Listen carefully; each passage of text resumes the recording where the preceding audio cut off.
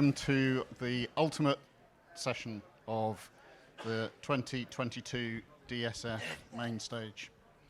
And it's my great pleasure to be able to introduce James Byrne from IBM, who's going to be talking about using weather and climate data to help make better decisions. James is a chartered meteorologist working for IBM Technology. He's a marine forecaster. He's built and managed data servers to help forecasters and customers with the latest and best weather data to help global offshore operations. And his current role is integrating weather data and services into lots of industries and areas you probably haven't thought about, including insurance, agriculture, travel, retail, energy, and utility, as well as the tech startup area. And he'd like to convert more of you to using weather data. So over to James. Hello, thank you. Okay, decisions, making better decisions with weather and climate data. Here's my agenda. Thanks for the introduction. Yeah, I'm a meteorologist. I've been working with weather data for about 20 years now. I've got the best job at IBM. I get to kind of help customers do cool stuff with weather data. Before I was at IBM, I worked in the offshore industry, which I felt a bit bad about because I'm quite interested in the climate. Anyway, did that for 8 years. Took me around the world on the world's biggest floating crane in the North Sea, helping forecast waves for them and doing a whole bunch of exciting stuff. And now at IBM, my role is to sort of translate the different weather services and products that IBM have into a variety of customers. I was saying to Charles, I do work across industry. Usually at IBM, you have to focus upon a specific industry, but I get to work with Formula One racing teams, energy companies, agriculture,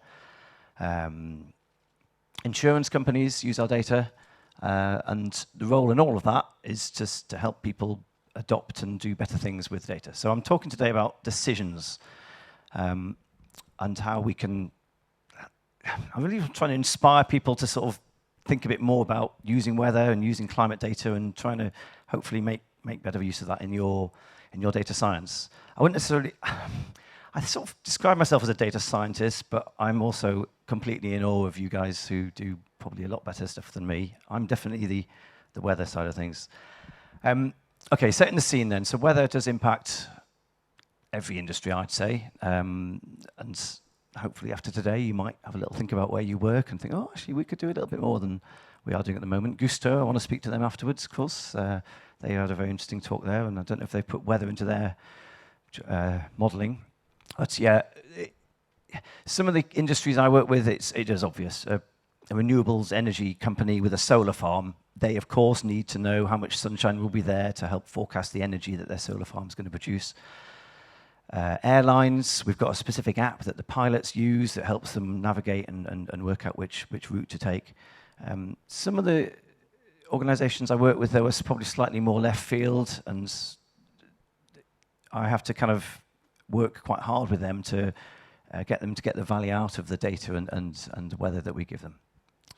But it is important. The weather does, I'd say, impact everyone. So today, I'm going to, in fact, I'll go back to my agenda here. We're going to dive in deep. It's a Saturday afternoon. I know we all want to get to the bar, but I'm going to make you hopefully think a little bit more about weather science. And we obviously do some great modeling. I'm going to teach people a bit about how weather modeling works as well.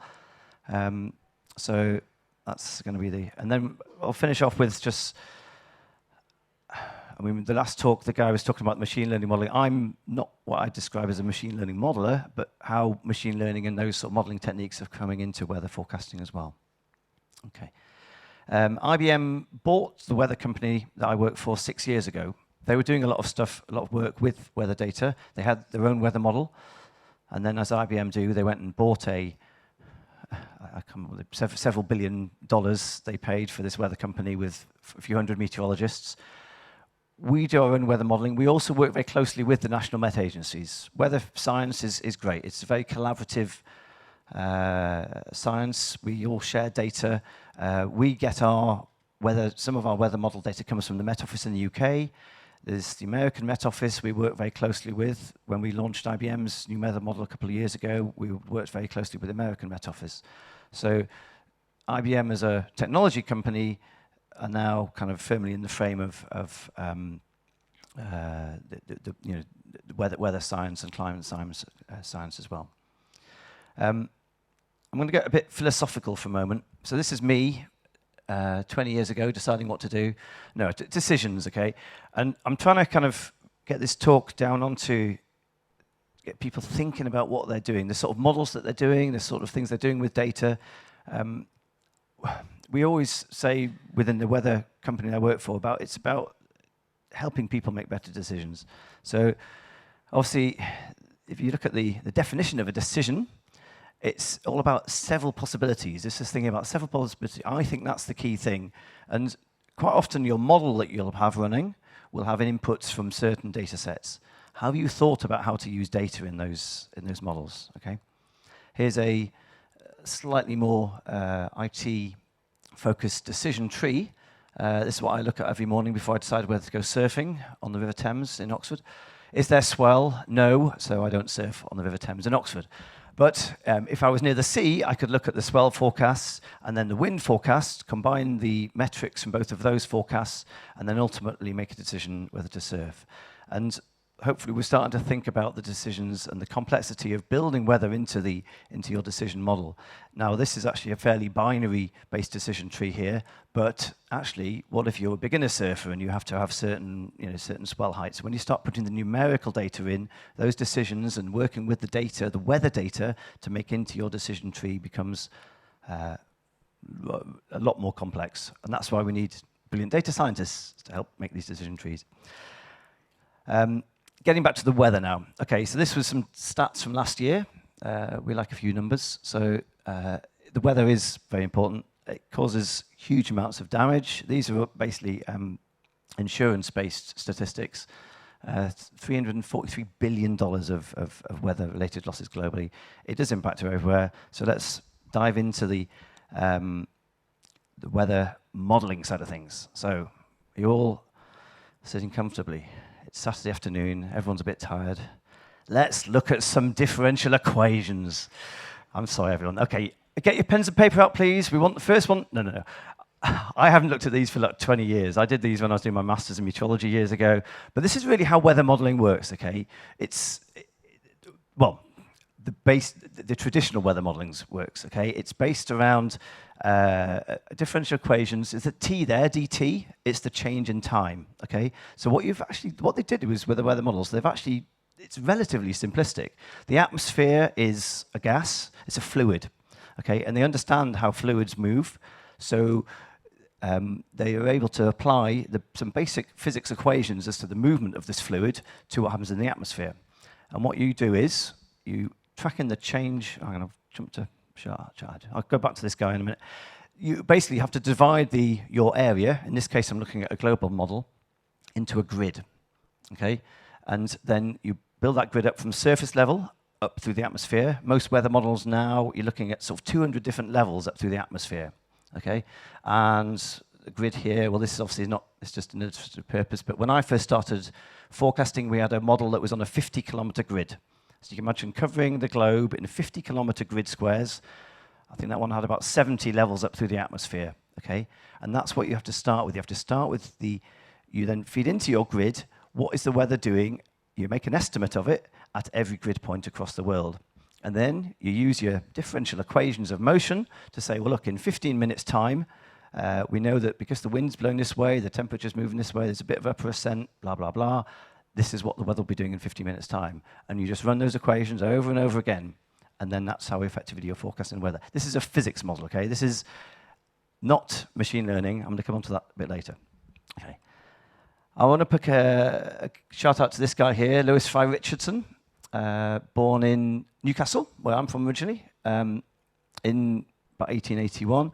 He was a brilliant mathematician, physicist, and also pioneered the first weather model. So back in I think it was the early 20th or even late 19th century, he decided he wanted to try and forecast the weather. So he spent weeks and weeks forecasting weather for a single point. It was totally wrong. But anyway, he tried again. And then a few years later, we invented the computer. Before the computer was invented, though, Lewis Fry Richardson had actually proposed this idea, and this I think is amazing, this amphitheatre of what he called calculators, which were basically mathematicians with a slide rule, 64,000 mathematicians sitting around an amphitheatre, each of them working on the forecast for a specific point, passing them on to the next guy, and then doing the calculation. This was before the supercomputer had been invented. Okay, so this is pretty cool. And then, of course, computers were invented, and they've taken over. And since then, that's effective. But this guy, pretty smart. So look at this picture, by the way, is from Trinity College, Dublin, and it's their. This was not done at the time, but this is their kind of representation of what Lewis Fry Richardson had proposed. So let's give this guy some credit. Mathematician, I suppose data scientist effectively as well, before that was really a science. But okay, we looked at this picture here, so that's good. So we all know now how physical weather modeling works. I'm going to talk a bit about the data assimilation, because the main limitations of weather modeling, it's down to the grid size, the fact that you're limited. Obviously, the smaller grid you can run your model on, the more chance you've got of getting the forecast right. So I used to work with a 50-kilometer grid. We're now down to the IBM model is on a 3-kilometer grid globally.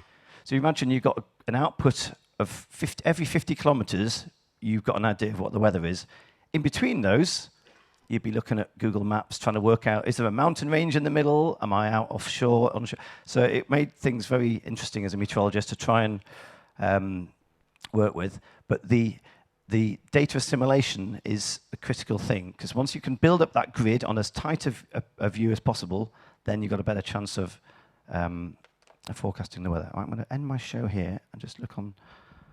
Let's have a look here. And now the weather.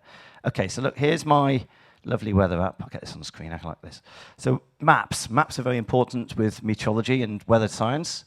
This map here in the middle is focused on London. All the charts all around are the point-based forecasts for London. So here we've got some wind gusts forecasts here with a warning for strong winds from this afternoon. But what I want to zoom in on the map here is and look at are some of the weather stations. So weather stations form an important part of building up the data assimilation picture. Okay, so we have some of the data that goes into the weather models as a raster basis. So as in you've got a gridded radar image, for example, or satellite image, remote sensing. Those cover a large area, but one of the key inputs are point-based observations. And if we zoom into London here, these squares are from personal weather. I don't know where exactly we are, aren't we? We're not this far east, are we? Anyway, the squares are representing personal weather station observations. So you can go out and buy one. I hope you do. You can get one for £50 or something on eBay. Put it in your back garden. Sign them up for an organisation called Weather Underground, and they're able to then be used in the weather models. And you actually will improve the quality of the forecast. So actually, just a little plug for the weather app on the iPhone. It uses the data from the weather company. And those weather observations and personal weather stations go in to improve the quality of the forecasts at those locations where they are. But it still has to be converted to grid, and this is where things get a bit dodgy, because you have to sort of interpolate between the grid sizes that you have, and also then combine it with other remote sensing sources that you have. What else is in? Oh, radiosondes. These are weather balloons. Actually, go back to my picture here. Oh, how do I make that big again? Play.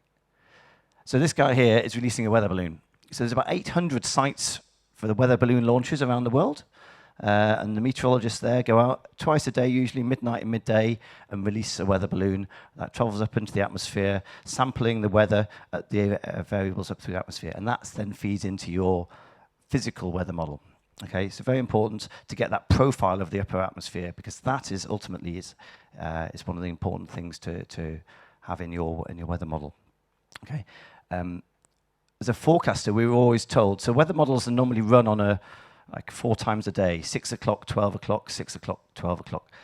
But because the 12 o'clock runs are the ones that get the input from the radiosondes, they tend to perform better than the ones at 6 o'clock. So I was always taught as an operational meteorologist to make sure that you use the midnight model runs. It's probably less so now because they're able to use remote sensing to get the upper air profiles, but it's still it's historically been a thing that we always had to think about with weather and the data assimilation.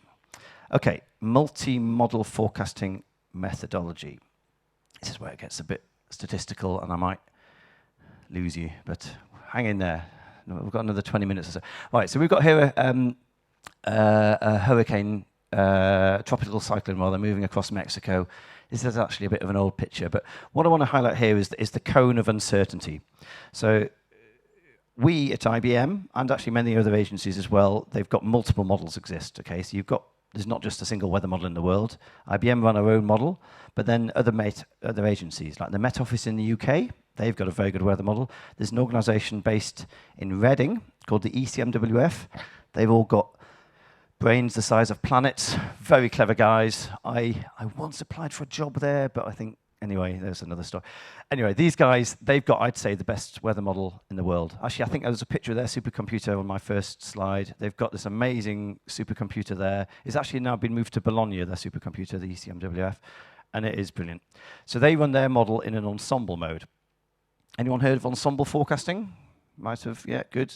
Okay, so you're making a small perturbation to the initial conditions of your model, the data assimilation. You shake that around a bit. You can also, actually, the ECMWF also add in some stochastic changes to the physics as well. And that also adds more uncertainty in the initial conditions. You then run your model through. They run their model 50 different times, and you end up with a distribution. It's different scenarios. And then you can take the mean, if you want, just to take a basic mean, what's the most likely scenario, but you can also then make decisions based around the outliers. What's the worst case? What's the best case? What's the standard deviation from the mean? What are the different metrics that you're going to use? You can say, what's the exceedance thresholds? And it's this probabilistic modeling. Also, in this case, you could look at, say, well, where's the cone of uncertainty of your hurricane track going to move across? We can actually see on here, what we've got actually are some different weather models, plus the cone of uncertainty. So you can see some of them actually just go off on their own and don't have a clue which way the tropical cyclone is going to track. But multi-model forecasting methodology, if you find me on LinkedIn, actually, I put the probabilistic forecast for temperature for London for this weekend. Really, really interesting, because they were all very bunched together through this week. We had a heat wave, it was very hot, we all sweltered. Then today, boom, the models were all over the shop. They had a real huge amount of uncertainty because this cold front's moved down and it created a lot of uncertainty. So all bets are off for today. I mean, I didn't know whether, even this morning, whether I had to put a shirt or a jacket, or as it is, I got soaked on the way from Oxford Station. But anyway, multi-model forecasting methodology. That's certainly, I think, the future of weather science, and it's certainly one of the exciting areas. That's where I get out of my depth with Python scripting, trying to deal with these 100 different weather models and trying to work out what to do with this data. But it can help you make better decisions. You can use that cone of uncertainty. You can use, there's times actually when the uncertainty will actually be, how can we explain it? The uncertainty doesn't necessarily decrease in a linear fashion over time, okay? You can actually get times, for example, in Europe, when you get high pressure building, when we become very sure of the forecast in a week's time, but because until then, so all the models are all agreeing that in a week's time we're going to get high pressure building across Europe, we're very sure of the weather then, but actually in the short term, we're actually very uncertain, okay? And it's those confidence metrics, those uncertainty data that I think give us a better chance of making decisions. Don't just assume that the forecast is going to degrade slowly over time. Look at the uncertainty, look at the confidence, look at multiple forecasts. We used to call it poor man's ensemble, where you look at the sky forecast, the BBC forecast, or whatever, and that's what you do. And you say, well, I want my barbecue next weekend. Should I have it? Oh, well, the BBC says it's not going to rain. That's fine. Off we go. This is IBM's weather model. This runs on a 3-kilometer grid globally, which is pretty neat. I say globally, but it's actually the grids. They call it a 2D unstructured mesh. Okay, so the 2D unstructured mesh is effectively what it says is it's a 3-kilometer grid. In the bottom right here, you can see over most populated areas. In the middle of the Sahara Desert and in the ocean, it's a 15-kilometer grid. It's all about getting more value from your computing power. Okay, so this runs on a GPU supercomputer. We partnered with NCAR, the American Met Office, to build the physics and do the modeling itself. This is a picture of the IBM GPU supercomputer this is running on. But it's this sort of intelligent use of resource is really where meteorology is going now. And it works pretty well. We can see, I mean, the first image, you can see the difference in this on the left here is the GFS model I used to use, and then on the right is the new 3-kilometer resolution graph model. You can see precipitation over India here. The granularity is a lot better, and that means better forecasts, better decisions. Sorry, that's what I'm focusing on. Okay, the IBM methodology. Now this is, as a commercial agency, we can work in a slightly different way. So we have our own weather model, which tends to address the short term, but we also use the data from other agencies as well. So the good old Met Office, we use their model. We also use the ECMWF. We have the Japanese have actually got a very good model as well. So we use their model. And what we're doing in real time is to skill weight and adjust the input of each model into our single forecast. So if you look at your phone, the old weather app on your iPhone or whatever, that forecast comes from us, and that's a weighted blend of different models, ultimately. We have got our meteorologists who are working around the clock as well. They can also tweak things in the short term and add in certain warnings and stuff. But it's this methodology here, and you'll see here, AI calibration. IBM make me say that, but it's meteorology. It's what we're kind of doing as meteorologists, as humans anyway. You're looking at the different resources and weighting it. Because it happens on the computer, AI calibration. And it means, on average, we do very well. Okay, the IBM model does perform very well. If you look at the accuracy stats, we do pretty well. Still a lot of work to go. And that's what I'm going to have a little think about now. How am I doing for time? Good. Plenty of time. Okay, so machine learning. Here's another representation of the slide I've just shown. What do I want to say? The machine learning aspects, it means that we're able to produce a single forecast, but then also the probabilities. And it's the probabilistic data that I'm very keen on enabling people with, because that allows you to get confidence out of the forecasts. So rather than assuming that the forecast for a week's time is going to be not as good as 6 days' time, if you look at whether the forecasts are all bunched together or if they're spread apart, then you can make a better decision. Okay. This picture was taken from a talk I attended run by NVIDIA. NVIDIA computer company. They've been investing in research in machine learning modeling. And I think this is really interesting. This is what they're effectively doing. This is a non-physics-based model, so it's purely based on data. And they took historical weather on a gridded basis, and then built machine learning models based on the historical data, and then they were able to run that in ensemble mode. And whereas it takes ECMWF about 4 to 5 hours to run their 50 model ensemble, these guys can run 320 forecasts in 3 minutes on a single workstation. Now, it's not got the physics in it, but it is showing skill in the midterm, okay? And that flexibility, that application of machine learning to meteorological science, I think is really exciting. I still think you're not ever going to get rid of the physics. I think there's still a requirement for understanding meteorological science. But certainly these guys at NVIDIA have sort of put the cat amongst the pigeons by launching this as a model. And I think this is certainly something that we need to, as weather people, adopt in. And I look at this picture and try and understand it, and please don't ask me any questions about this at the end, but look at the paper, really good. NVIDIA machine learning weather modeling, really, really interesting. And also, I mean, I was listening to this with my colleagues, this talk, and we afterwards, the buzz amongst us to run an ensemble model in 3 minutes is just ridiculous. But they've also, and that's on a single workstation as well. So, yeah, there's hope for us there. Computers can help us make some better decisions. Okay, so now I want to leave you all with just a few other tidbits, some ideas. So you look at your phone. Here's my phone this morning. Is it going to rain in Oxford? We can see a 90% chance 70% chance at 1 o'clock. I can tell you at 1 o'clock when I cycled to the station, it was absolutely raining. I got soaked, but that's fine. I had a coat because I'd made a better decision, but I didn't have a pair of dry trousers. Anyway, that's all good. Chance of rain. Okay, a couple of sort of myths to kind of work around here. I've mentioned about how you need to be spatially aware with meteorology. I'd always recommend looking at the map because that will show you what's happening. And as a meteorologist, you always have to you want to see the big picture.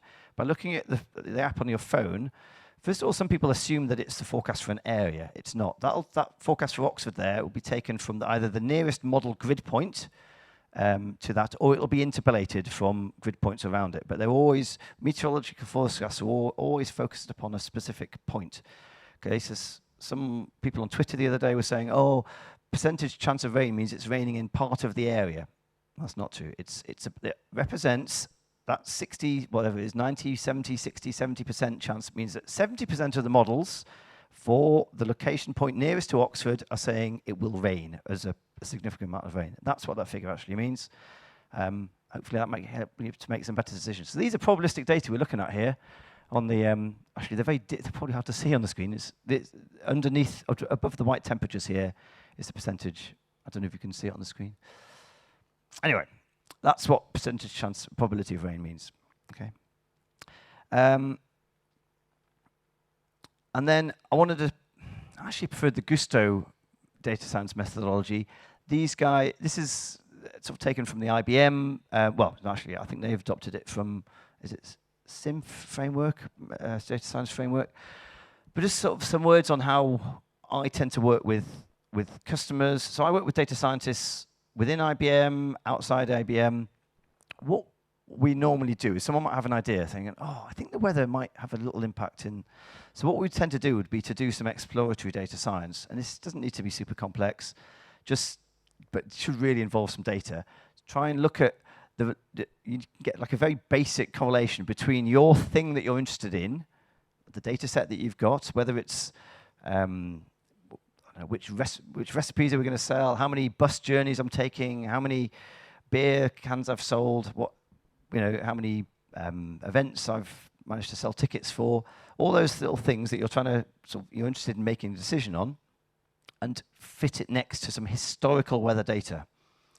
And that can be done. You can spend weeks and weeks doing that. You can go to town on your machine learning modeling to get that correlation if you like. You can actually just get a basic, I've done a power curve to convert wind speed into power, and that generally follows a fairly basic S-curve. So you can actually look up, some models are pretty much freely available as well, but you need to get that relationship between the weather and your thing, the thing that you're interested in making a decision on, okay?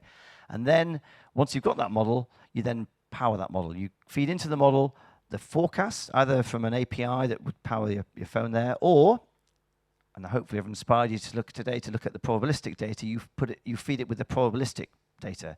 Whether that's, you feed your model 100 times with 100 different probabilities, and then you have 100 different forecasts of whatever thing you're interested in making a decision on. How much beer am I going to sell next weekend? Why am I thinking about beer? It's almost time, isn't it? We're nearly there. Hang on with me. This is on my last slide as well, by the way, so we are almost there. How much beer will I sell next weekend? So then you feed that with your forecast data. You can also, as well, and this is where I need the data scientist to help me out a bit, feed in some other factors as well. Is there a promotion on? What's been the impact of that in the past? Is there a supply issue that means that we're going to sell out? Feed that into your model as well, by all means. But also, do include the weather, okay? And then you feed your beer consumption model with the weather, and the output is how much beer we're going to sell next weekend. Okay, I think that is my last slide. I'll stop now. What have I done for time? I've rattled through that in half an hour, so I could get a prize, but we can all go and have a networking. Are there any questions, I think?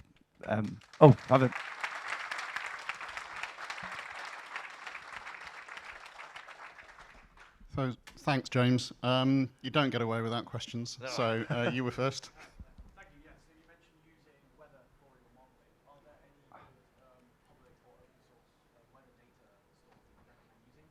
Yes, there are. So I built, years ago, it's still live, not a site called weatherbadger.com. That was my first foray into playing with weather data. It's not actually updating, but the site still exists. That was based upon the GFS model, which is the American weather model, okay? And I was able to download those data. There are other sources out there. IBM, of course, I've got our own source, but you might have to pay for that. That's fine. There is lots of free weather sources out there. We are quite a collaborative bunch, really, meteorologically. And yeah, I suggest, have a look for it. I don't myself give stuff away. You know, IBM want to charge you millions of pounds for use our data, but no. Anyway, but there's, I think, to get started, look at things like, you've got to be careful you don't go down the route of getting something too raw. So the GFS data, you can, I think, get in a converted format. One thing, I mean, for example, we provide data via API. So you give it your Latin long, your location or a postcode, and you receive back the forecast for that specific site. If you're looking to do something a bit more sophisticated, like a flood model, you need to collect the data over a large region. And that's when you might want to go to the modeling agency themselves. But yeah, API, there are people that you can just plug into your app with what's the forecast at my site. Speak to me afterwards, and I'll see if I can get any ideas for you. Right, Okay. we got lots of questions, so we'll just have to flip backwards and That's forwards. fine. So Yeah, you mentioned the NVIDIA model. Yes. Yep. Which you say is more like efficient in a way. How does that method differ from the classic deterministic? Yeah, it's a good question. So the NVIDIA is pure machine learning. It doesn't involve weather physics at all. I think from what I've seen, I mean, one thing is just looking at surface levels. Well, I think they basically pick a level. So normally to run a weather model, you need to have the grid. I remember that picture I put of the different. You need to have your grid of levels all the way up to the atmosphere to allow for development. As clouds develop, it hasn't got any of that. You feed in. It's built with what was the weather at the surface level for the last 3 years or whatever, 5 years, whatever. They then build it, and then you run it. You initialize it and then run it. So it's purely built with machine learning, and it's kind of a very much a closed sort of black box, I think. I mean, the methodology isn't, but it's not got weather physics in it. So those equations I put up that we all fell off our seats at, that's physics effectively. It hasn't got that sort of thing in it. It's really where meteorological science is sort of dividing now, and it's I think a lot of old school meteorologists are they can't quite get it. I think I do. I'm quite long in the tooth, but I like the idea of it, and I think it's certainly, I think, the future of weather science. okay, another question at the back there. Yes, so I remember you saying that you've done some work with Formula One before, and as somebody who's a massive Formula One fan, go Mercedes. Well, not them, unfortunately, but Yes, I'd be interested to know more about the work you've done with that, even if you don't say anything. yeah, it's another team, but they're doing very well. So, I mean, just the Formula One work is really interesting. I don't get to travel around every Grand Prix around the world, but I've been to Silverstone, I suppose, once or twice. I mean, for them, it's about sort of, well, actually, it's probably more complicated than just the short-term forecast. Obviously, for tyre choice, race strategy. So I deal with the head of race engineering, is the person that uses, actually, the weather app that I showed, that's effectively what they're using to help make decisions in the lead up to for races. So but I mean, I don't probably understand the end use of it. I just recognise for them, if they can leave their car out on the track another lap while everyone's bringing them in to change the tyres because they think that the rain's going to be arriving another couple of minutes later, that can gain them 3 seconds, which can win a race and has a big impact on it. Come and talk to me afterwards about that. I can talk about Formula One all day if you like, but it's a great use case. It's probably slightly way out there than most decisions that we make on a day-to-day basis. Okay, so Hello. the lady in pink, second row. So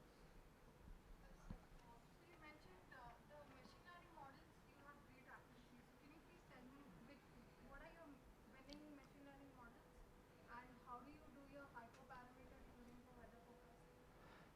So you're saying, what's the input to the model? How are they? What are your most popular models? So the most Oh, popular I see. And how do you do your hyperparameter tuning for weather forecasting? pass, I'm afraid. I'm just in awe of them that are actually doing it. I refer to. I can send you the paper. If you find, the NVIDIA paper would be the one to look at. And I tried to read it on the train on the way in today, and I kind of get it a bit, but I think I need a bigger brain to get my head around it properly. I will send you the link to the paper, and you can find out more. Yeah. My understanding. The thing that I got was the input is from a data set called ERA5, which is a very well known global historical data set. That's what they build the model with. I don't know how it's way above my pay grade or knowledge of the machine learning modeling. I'm sorry. And a question from next door as well. Yes. You Yes. said you have the historical data. So will be possible to, with that historical data, simulate the different layers that actually you measure to build this new system that can predict without actually having the new data just from one spot. For example, if I'm in the layer number 3, the other 50 and 50 that are down, I can predict with that data, with that spot. Yeah, and I suspect this is the sort of thing that NVIDIA are doing, that because they got this working just by looking at surface. I think they had a surface level, and then they had a mid-level, like 850 millibar, which is about, I don't know, 10,000 feet up, I think. So they did like a mid-layer thing as well. That then allowed them to build and run the model, which then only provides the forecast at those layers. Unless you need someone who needs to know the weather at every point in the atmosphere, though, there's no point in actually doing your machine learning modeling on the intermediate layers, because there's no interaction, because the physics don't really matter in that machine learning process. I hope that explained it, but I Okay, don't we've know. got a number of questions on cool, this side. come So on. we'll go for the guy with the blue t-shirt first. In terms of forecast accuracy and forecast horizon, how does this model compare to So yeah, the machine learning thing from NVIDIA, they said that they were able to get similar accuracy to the ECMWF model in the 4 to 6 week time period. That's what they were claiming. Yeah, so they were. It's that's good. That is good. Now, I think to productionize that and to get it so that it can be run on a regular basis and be able to distribute it and get everyone to get advantage from it, I think that's going to be the tricky bit. But yeah, they were seeing, and I'm still slightly suspicious. I haven't got access to that model myself. I would like to give that to some operational forecasters and get them to build up their confidence with it. But certainly, yeah, it's showing skill. That 4 to 6 week period ahead is something notoriously where that mid-range is very, very difficult to get forecasts right, because you're going so far ahead. If you're running your model normally iterates on a 15-minute step, it takes a lot of computing resource to do that, which is why doing it with machine learning, where you can just have it a lot more efficient, is certainly the future. Okay, so guy in the check shirt. Hi, check shirt.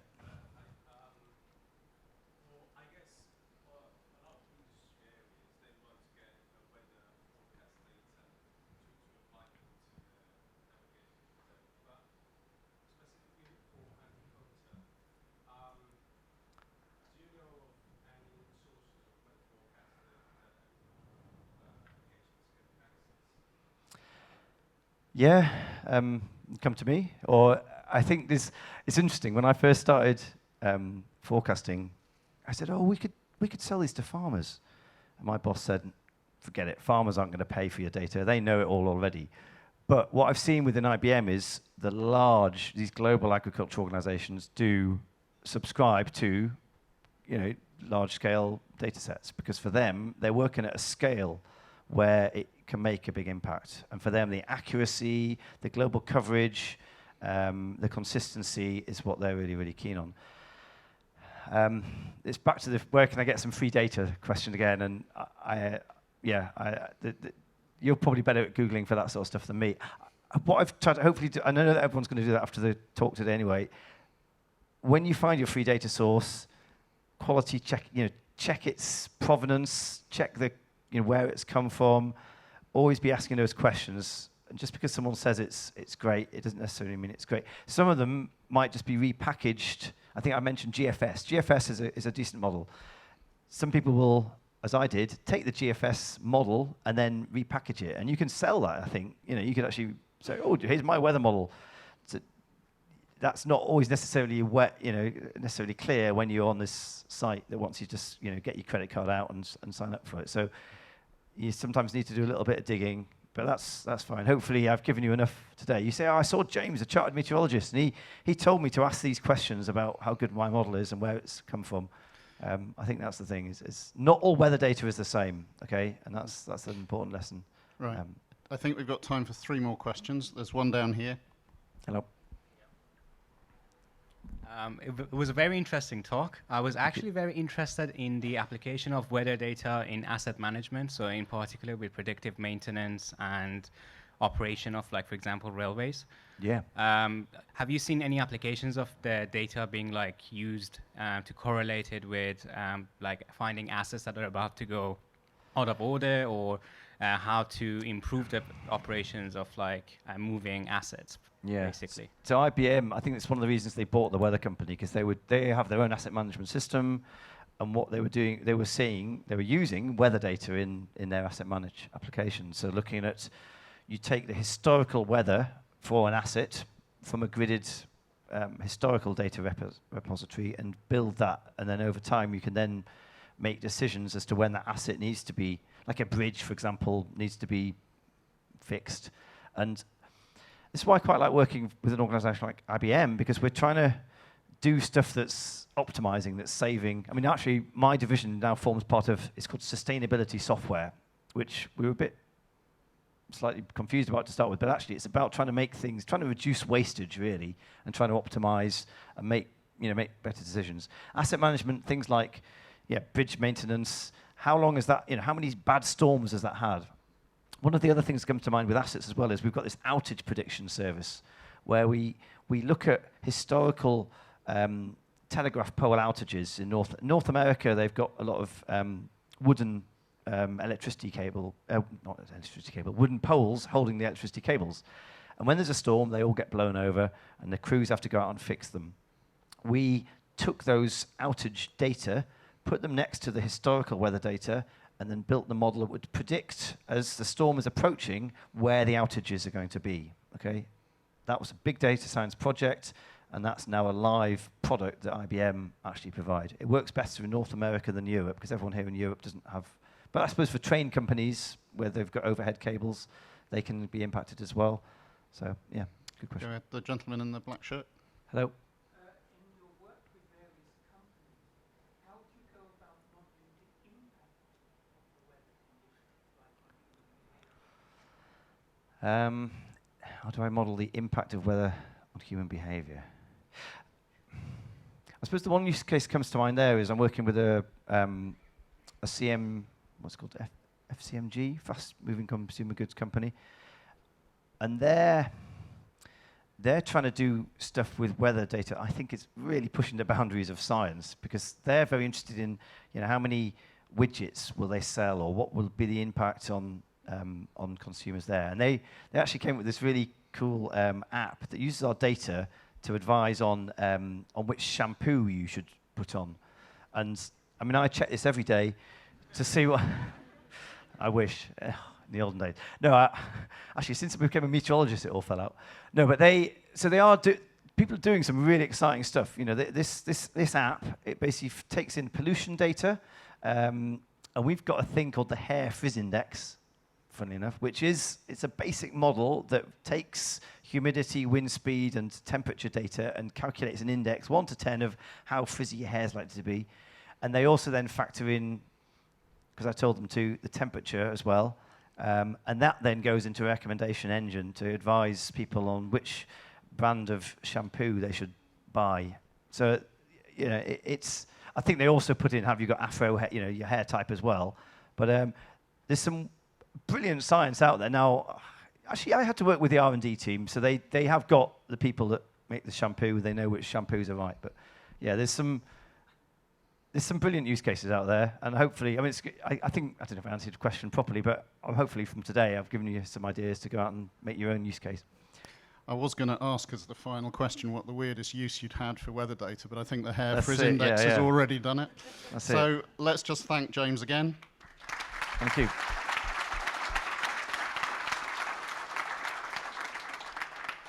So before I let you get away to the bar to continue your networking, which is adjacent to the bar, it falls to me to thank all our speakers again, the volunteers, the DSF team who've done all the work behind the scenes to get this event together, all the AV guys for doing such a sterling job in getting the computers and video to work today, and all of you for turning up. So give yourself all a big round of applause.